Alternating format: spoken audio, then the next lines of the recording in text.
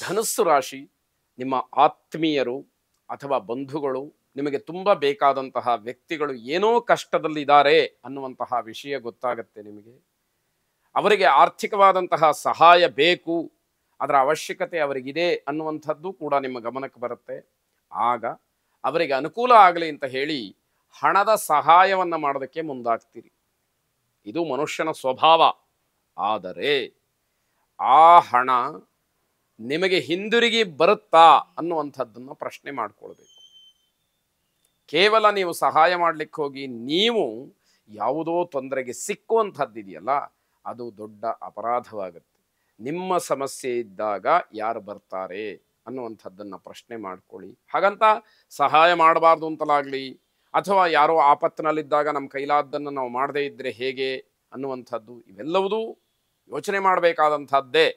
ಆದರೆ ನೀವು ನಿಮ್ಮ ಶಕ್ತಿಯನ್ನು ಮೀರಿ ಸಹಾಯವನ್ನು ಮಾಡಿದಾಗ ಅದರಿಂದ ಆಗ್ತಕ್ಕಂತಹ ಒಳ್ಳೆಯ ಪರಿಣಾಮಗಳೇನು, ದುಷ್ಪರಿಣಾಮಗಳೇನು, ಕೆಡಕಗಳೇನು ಅನ್ನುವಂಥದ್ದನ್ನು ಒಮ್ಮೆ ಸರಿಯಾಗಿ ಆಲೋಚನೆ ಮಾಡಿ ನಿರ್ಧಾರ ಮಾಡಿದರೆ ಬಹಳ ಒಳ್ಳೆಯದು. ಇಲ್ಲದೇ ಇದ್ದರೆ ಇಂಥದ್ದನ್ನೆಲ್ಲ ಸ್ವಯಂಕೃತ ಅಪರಾಧ. ಯಾರೂ ನಿಮಗೆ ಹೇಳಿರೋದಿಲ್ಲ, ನೀವೇ ಮುಂದುವರೆಕೊಂಡು ನಾನೇನೋ ಸಹಾಯ ಮಾಡಿಬಿಡ್ತೀನಿ ಅಂತ ಹೇಳಿ ಹೋಗಿ ಸಿಗಹಾಕೊಳ್ಳುವಂಥದ್ದಿದೆಯಲ್ಲ, ಅದು ದೊಡ್ಡ ತಪ್ಪಾಗತ್ತೆ ಅನ್ನುವಂಥದ್ದನ್ನು ಗಮನಿಸಬೇಕಾಗತ್ತೆ. ಯಾವುದೋ ಒಂದು ರೀತಿಯ ಒಪ್ಪಂದಕ್ಕೋ ಅಥವಾ ಮಾತಿಗೋ ಕಟ್ಟು ಬಿದ್ದು ನೀವು ತೊಂದರೆಯನ್ನು ಅನುಭವಿಸ್ಬೇಕಾಗತ್ತೆ. ಯಾರಿಗೋ ಭರವಸೆ ಕೊಟ್ಬಿಟ್ಟಿರ್ತೀರಿ, ಏನೋ ಕಮಿಟ್ ಆಗಿರ್ತೀರಿ, ನೀವು ಹಣವನ್ನು ಅಥವಾ ವಸ್ತುವನ್ನು ಕೊಡ್ತೀನಿ ಅಂತ. ಆ ರೀತಿಯ ಸಂದರ್ಭದಲ್ಲಿ ನೀವು ತೊಂದರೆಗೆ ಸಿಗಹಾಕೊಳ್ಳುವಂಥದ್ದು ಇದೆ. ಭೂ ವ್ಯವಹಾರದಲ್ಲಿ, ಹಣಕಾಸಿನ ವಿಚಾರದಲ್ಲಿ, ಅಥವಾ ಯಾವುದೋ ಮೋಸ ಮಾಡಿದಂತಹ ಒಂದು ವಿಚಾರದಲ್ಲಿ ಆ ಒಂದು ಕಪ್ಪು ಚುಕ್ಕೆ ನಿಮ್ಮ ಮೇಲೆ ಬರ್ತಕ್ಕಂಥದ್ದಾಗತ್ತೆ. ನೀವು ಆರೋಪಿ ಅಲ್ಲ, ಅಪರಾಧಿಯೂ ಅಲ್ಲ, ಆದರೆ ಅವಮಾನ ಮಾತ್ರ ನಿಮ್ಮದಾಗತ್ತೆ. ಇದರ ಅರ್ಥ, ಯಾರೋ ಮಾಡಿದಂತಹ ತಪ್ಪಿಗೆ ಮುಂದಾಳುವಾದಂತಹ ನೀವು ಆ ಒಂದು ಹಣೆಪಟ್ಟಿಯನ್ನು ಕಟ್ಟಿಕೊಳ್ಳಬೇಕಾದಂತಹ ಪರಿಸ್ಥಿತಿ.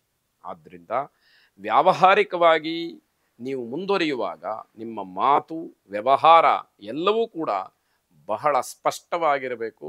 ಶುದ್ಧ ಸ್ಫಟಿಕದಂತೆ ಯಾರು ನೋಡಿದರೂ ಅದು ಶುಭ್ರವಾಗಿ ಕಾಣಬೇಕಾದಂಥದ್ದಾಗತ್ತೆ. ಚಂಡಿಕೇಶ್ವರನನ್ನು ಪ್ರಾರ್ಥನೆ ಮಾಡಿ ಶುಭವಾಗಿ. ಮಕರ ರಾಶಿ, ದುರಾಸೆಯಿಂದ ವ್ಯವಹಾರದಲ್ಲಿ ಸಿಗಹಾಕೊಳ್ಳುತ್ತೀರಿ. ನಿಮ್ಮ ಯೋಗ್ಯತಾನುಸಾರವಾಗಿ ಭಗವಂತ ಏನು ನಿಮಗೆ ಕೊಟ್ಟಿದ್ದಾನೋ ಅದು ನಿಮ್ಮ ಜೀವನಕ್ಕೆ ಸಾಕಾಗತ್ತೆ.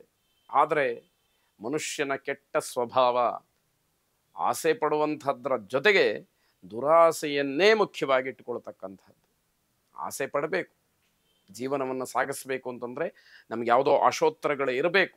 ಅದಿದ್ದರೆ ಮಾತ್ರ ನಾವು ಗುರಿಯನ್ನು ತಲುಪಲಿಕ್ಕೆ ಸಾಧ್ಯವಾಗುವಂಥದ್ದು ಕೆಲವು ವಿಚಾರದಲ್ಲಿ. ಆದರೆ ದುರಾಸೆ, ನಮಗಿರತಕ್ಕಂತಹ ಆಸೆ ಇಮ್ಮಡಿಯಾಗಿಯೋ ಮೂರುಪಟ್ಟಾಗಿಯೋ ಆಗಿಬಿಟ್ರೆ ಅದನ್ನು ಹೇಗೆ ತಿದ್ದುಕೊಳ್ಳಿಕ್ಕೆ ಸಾಧ್ಯ ಆಗತ್ತೆ? ಅದು ತೊಂದರೆಗೆ ದಾರಿಯನ್ನು ಮಾಡಿಕೊಡ್ತಕ್ಕಂಥದ್ದಾಗತ್ತೆ. ನಿಮ್ಮ ಗಮನಕ್ಕೆ ಬರದಲೇ ಹಲವಾರು ವಿಚಾರಗಳಲ್ಲಿ ನೀವು ತಪ್ಪನ್ನು ಮಾಡ್ತಾ ಹೋಗುವಂಥದ್ದಿದೆಯಲ್ಲ, ಅದು ಬಹಳ ತೊಂದರೆಯನ್ನು ಮಾಡುತ್ತೆ. ಮನೆಯವರ ಯಾರ ಗಮನಕ್ಕೂ ಬರದಲೇ ಕೆಲವು ವಿಚಾರಗಳಲ್ಲಿ ನಿರ್ಧಾರವನ್ನು ಮಾಡ್ತಕ್ಕಂಥದ್ದು, ಒಪ್ಪಿಗೆಯನ್ನು ಕೊಡ್ತಕ್ಕಂಥದ್ದು, ಇದರಿಂದ ಮನೆಯವರ ಹತ್ರ ಛೀಮಾರಿಯನ್ನು ಹಾಕಿಸ್ಕೊಳ್ತೀವಿ. ನಿನಗೆ ಯಾರು ಹೇಳಿದ್ದು ಅನ್ನುವಂಥದ್ದನ್ನು ಮನೆಯವರು ಕೇಳಿದಾಗ ನಿಮ್ಮ ಹತ್ರ ಯಾವ ಉತ್ತರವೂ ಕೂಡ ಇಲ್ಲದೆ ಇರುವ ಹಾಗೆ ಆಗುವಂಥದ್ದಾಗತ್ತೆ. ಜೊತೆಗೆ ಮಾನಸಿಕವಾಗಿ ಬೇಸರವನ್ನು ಹೊಂದಿ ರಾತ್ರಿಯ ಆಹಾರವೂ ಇಲ್ಲದೆ ಹಾಗೆ ಮಲಗಬೇಕಾದಂತಹ ಒಂದು ಮನಸ್ಥಿತಿಯಲ್ಲಿ ನೀವಿರ್ತೀರಿ. ನೋವು, ಬೇಸರ, ದುಃಖ ಅಥವಾ ಯಾವುದೋ ಒಂದು ರೀತಿಯ ಕೆಟ್ಟ ಕೋಪ ನಿಮ್ಮನ್ನು ಆವರಿಸುವಂಥದ್ದಾಗತ್ತೆ. ಆದರೆ ಮೌನಕ್ಕೆ ಶರಣು ಹೋದ ಮಾತ್ರಕ್ಕೆಲ್ಲವೂ ಸರಿಯಾಯಿತು ಅನ್ನುವಂಥದ್ದಲ್ಲ. ತಪ್ಪಿನ ಅರಿವಾಗಬೇಕು ನಿಮಗೆ. ಆ ತಪ್ಪನ್ನು ತಿದ್ದುಕೊಳ್ತಕ್ಕಂತಹ ಪ್ರಾಮಾಣಿಕ ಪ್ರಯತ್ನ ನಿಮ್ಮದಾಗಬೇಕು. ಆಗ ಮಾತ್ರ ನಿಮಗೆ ಯಶಸ್ಸಿನ ಹಾದಿ ಸಿಕ್ಕುವಂಥದ್ದು. ಕಾರ್ತವೀರ್ಯಾರ್ಜುನನನ್ನು ಪ್ರಾರ್ಥನೆ ಮಾಡಿ ಶುಭವಾಗಿ. ಕುಂಭರಾಶಿ, ಈ ದಿವಸ ಗ್ರಹಗತಿಯ ದೃಷ್ಟಿಯಿಂದ ಅತಿ ಮುಖ್ಯವಾದಂತಹ ಯಾವುದೇ ನಿರ್ಧಾರಗಳನ್ನು ಮಾಡಬೇಡಿ.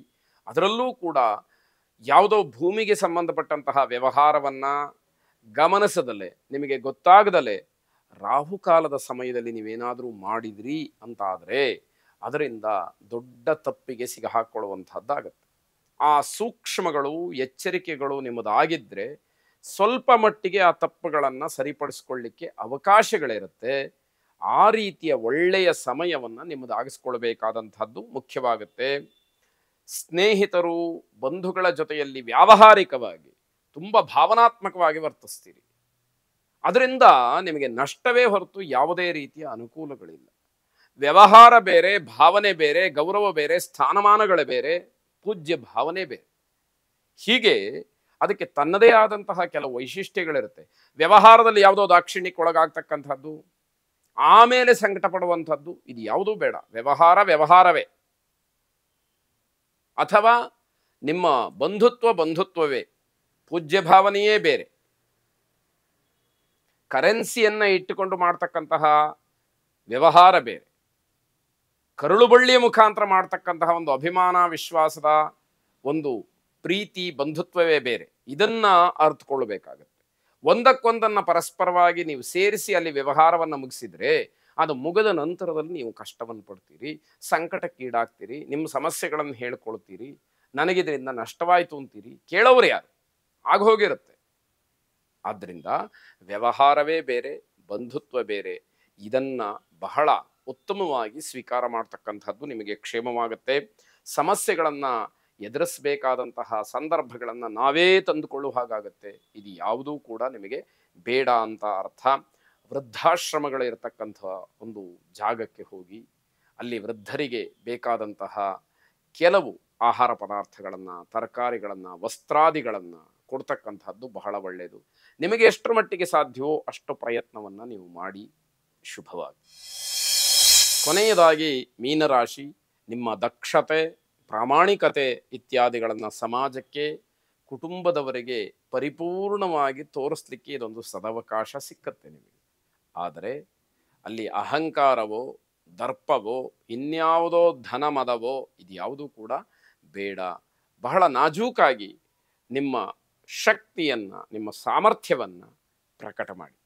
ಆಗ ಹಲವಾರು ಜನಕ್ಕೆ ಅಚ್ಚರಿಯ ಜೊತೆಗೆ ತಿದ್ದಿಕೊಳ್ಳಬೇಕಾದಂತಹ ಪ್ರಸಂಗವೂ ಕೂಡ ಅಲ್ಲಿ ಬರಬಹುದು. ಬೆಲೆ ಬಾಳ್ತಕ್ಕಂತಹ ವಸ್ತುವಾಗಲಿ, ವಾಹನವಾಗಲಿ ನಷ್ಟವಾಗ್ತಕ್ಕಂತಹ ಸಾಧ್ಯತೆ ಇದೆ. ದುರಸ್ತಿಗೆ ಬರಬಹುದು, ಅಥವಾ ಅದು ಏನೋ ತೊಂದರೆಯನ್ನು ಮಾಡಬಹುದು ಅಂತಕ್ಕಂಥದ್ದು.